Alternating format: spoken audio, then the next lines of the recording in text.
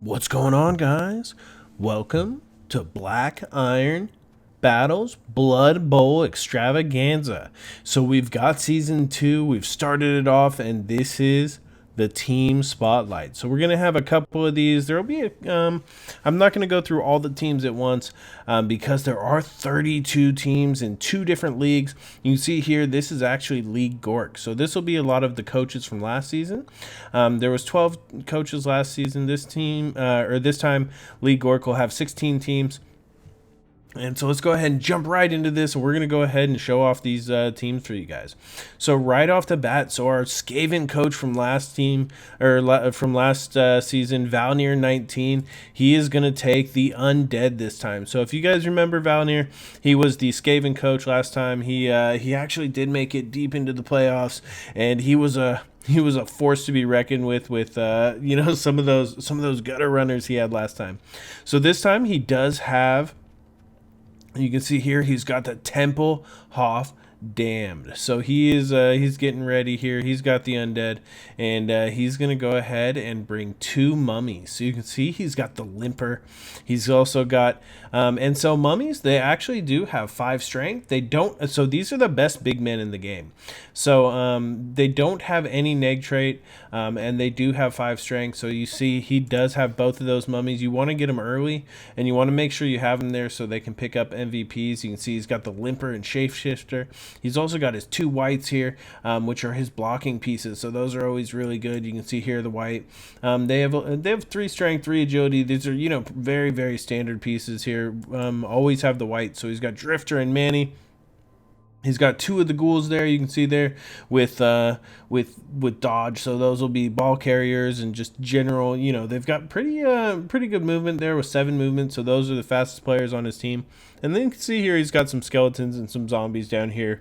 Evil Ash, Ray, Michael, Well Zombie, and Patrick. So the skeletons, they do have a little bit more movement, but they've got lower armor, but they do have thick skulls. So I mean, the skeletons, they move a little bit better, but they get hurt a little bit easier. So, and he does have a necromancer. The undead do not get an apothecary, so he gets a. He does get a chance to, revive the other, any players he kills get a chance to revive him on his own team as a zombie. But also that means that he does not get an apothecary, and so he has, regeneration on regeneration is the only way for him to save his players, is what I'm trying to say. So you see here he does have the 3 team rerolls, and so he's got 970 team value, 30k remaining, gives him a little bit of an edge when it comes into buying for week 2, or for after the first game for week 2. So we've also got here, we've got Allagass. Now Allagass last season, he was the coach of the Ogres. He actually had Randy Fattage was the one of the nasty ogres that he had last season, and so you see he has brought him back, the return of Randy Fattage, and his is the Fat Cat. So Allagass has brought the humans this time around. So you can see here he does have Randy Fattage again. He does have another ogre, this time a human ogre, but all the same, ready to do some major damage.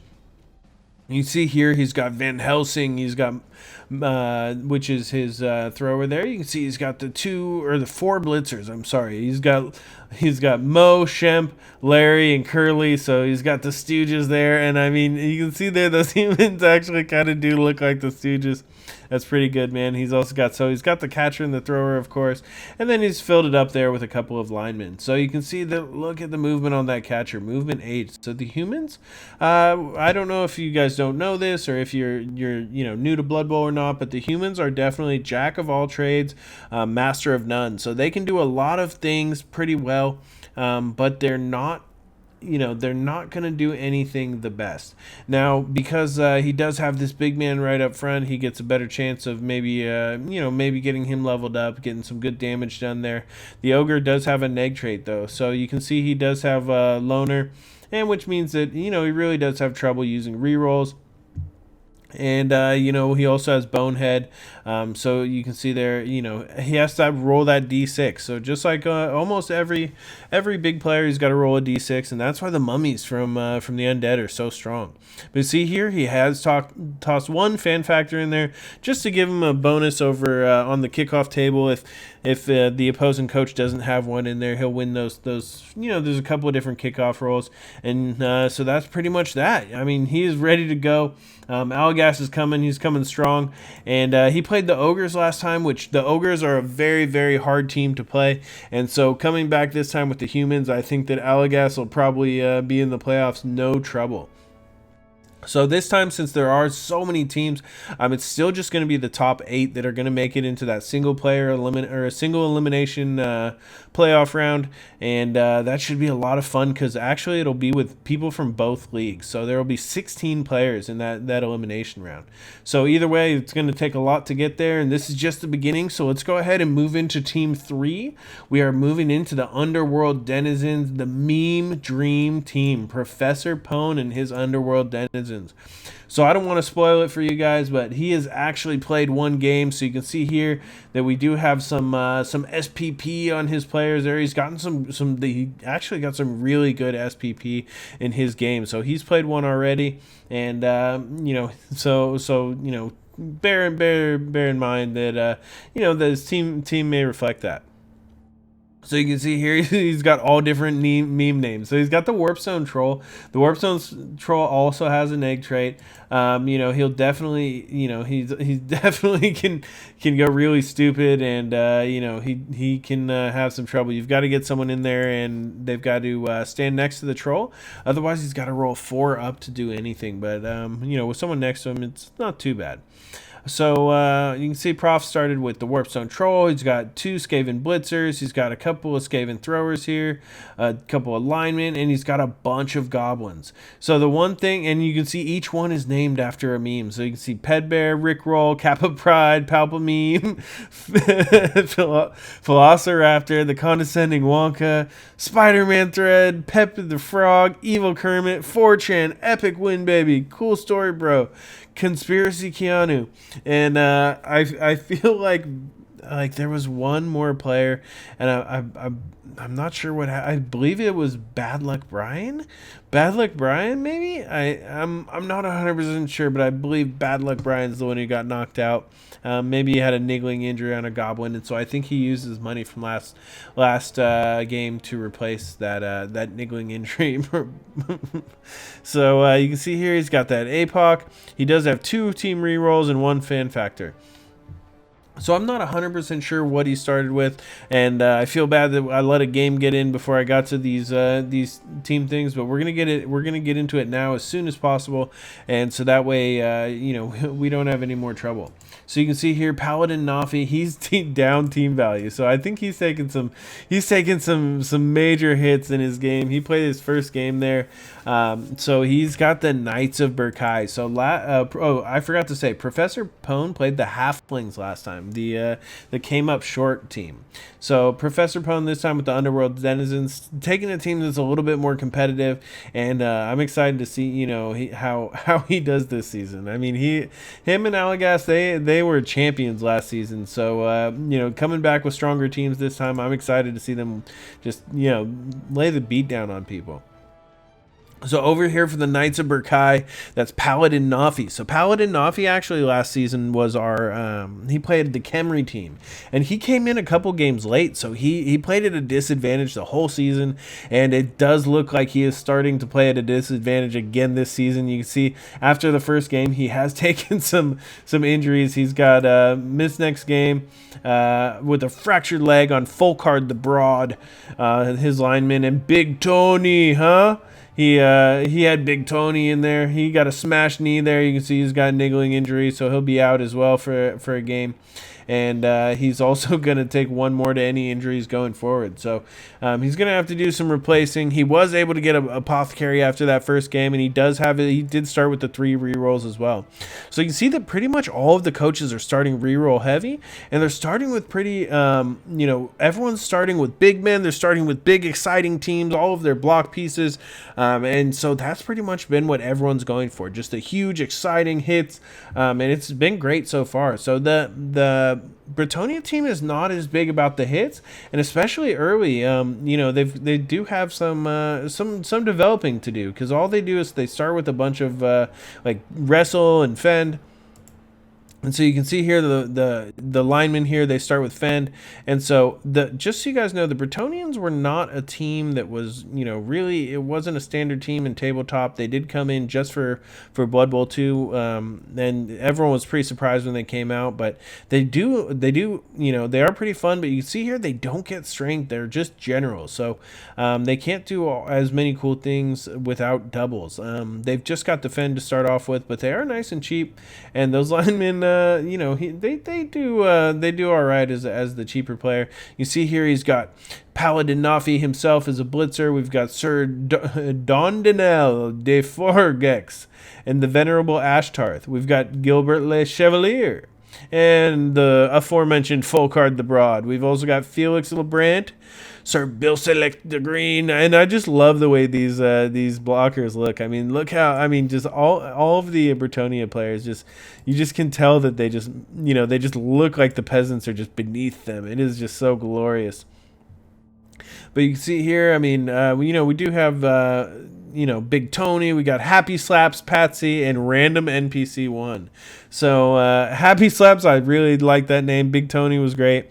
And so this is Paladin Nafi's team, the Bretonia team, and I'm excited to see what he does after the little beating he took at game 1. He could not get a good dice roll, man.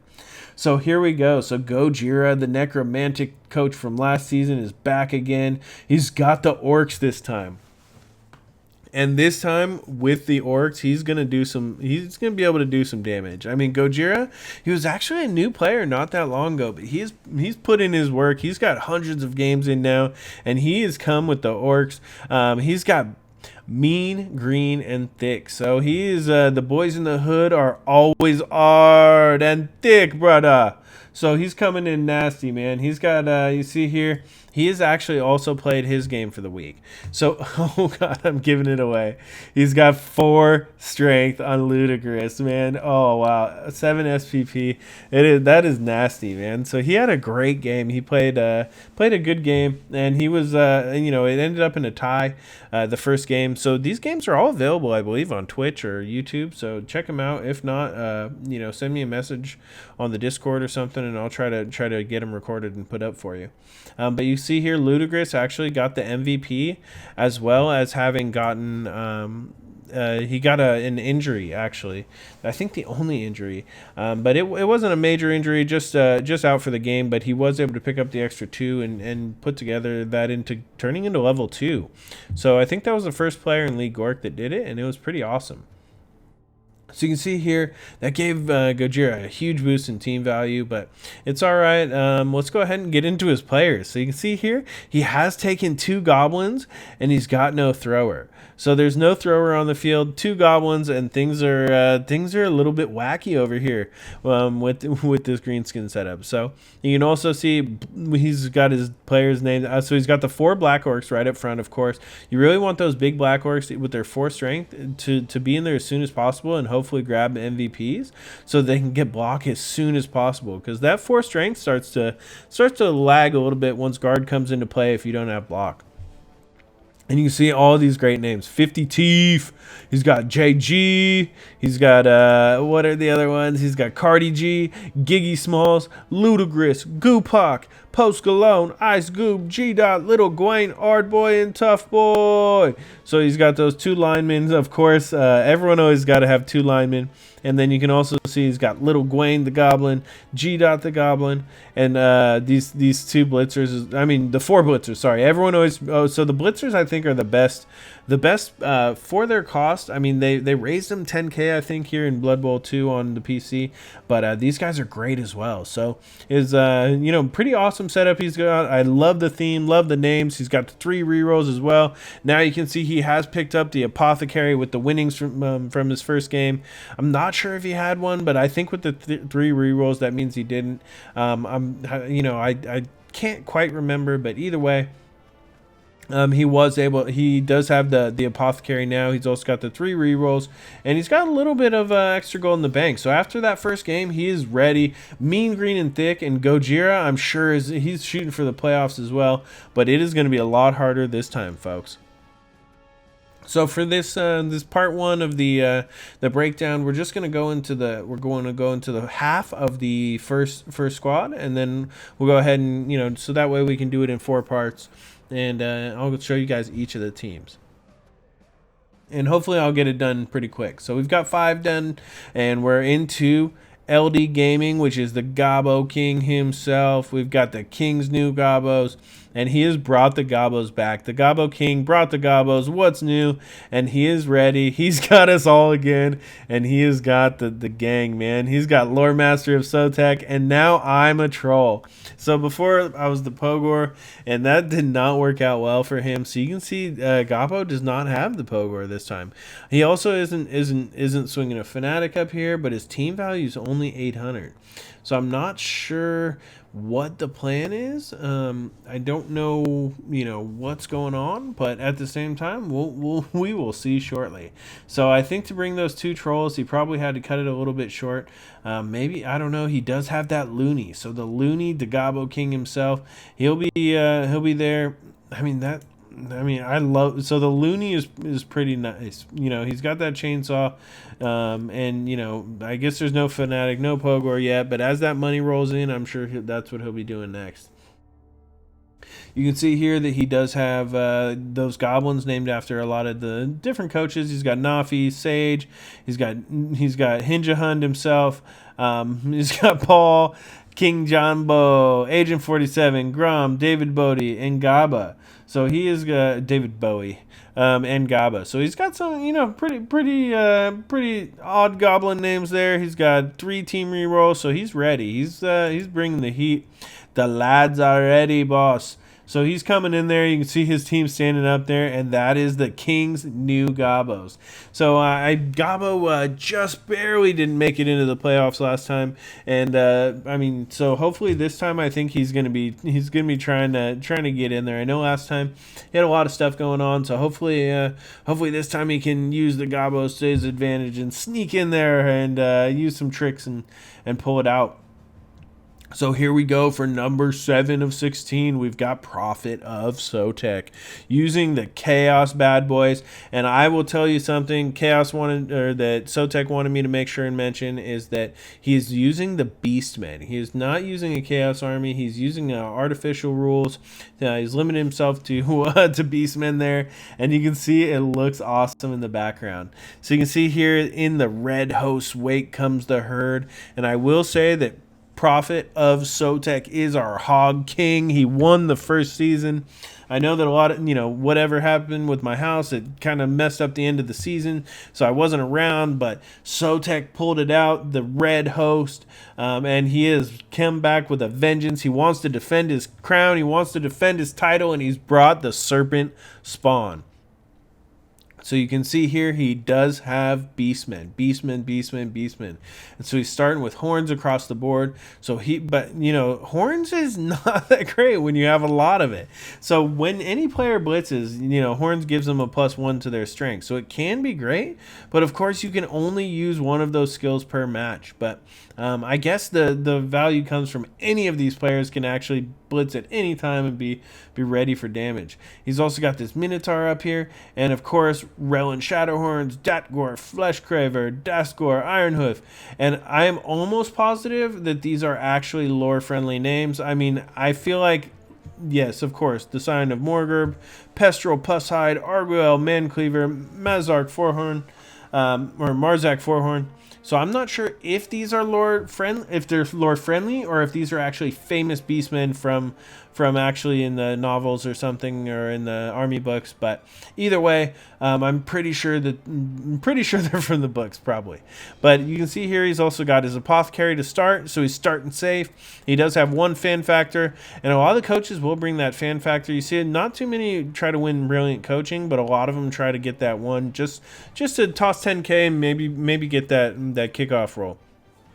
You can see there he's also got 3 team rerolls. So everyone is starting with a lot of rerolls. And that is something after last season that we did learn, is that the people who started with low rerolls, they really had a hard time to get them because you have to pay double for your rerolls after the beginning of the team setup.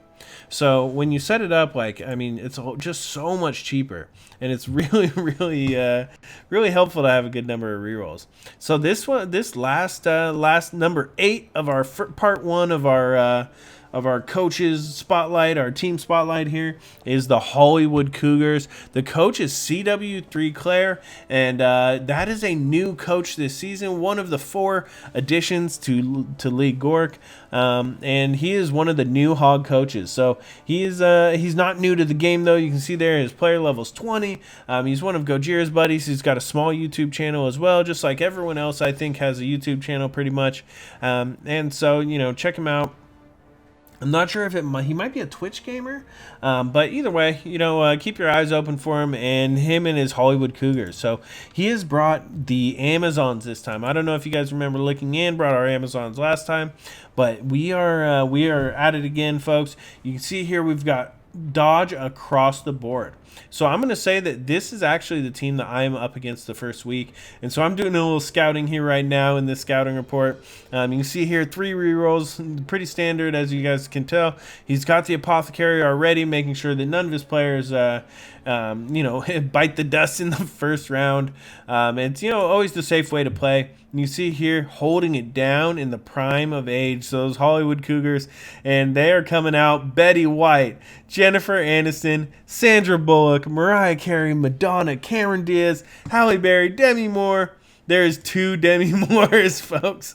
Demi Moore is coming out twice. She is just too much Cougar not to be represented twice. Then there's Julianne Moore, Gabrielle Union, and Paris Hilton.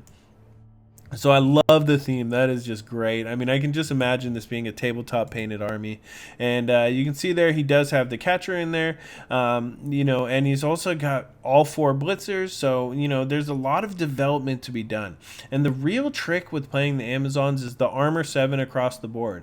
And because they're not heavily armored, it does make it hard.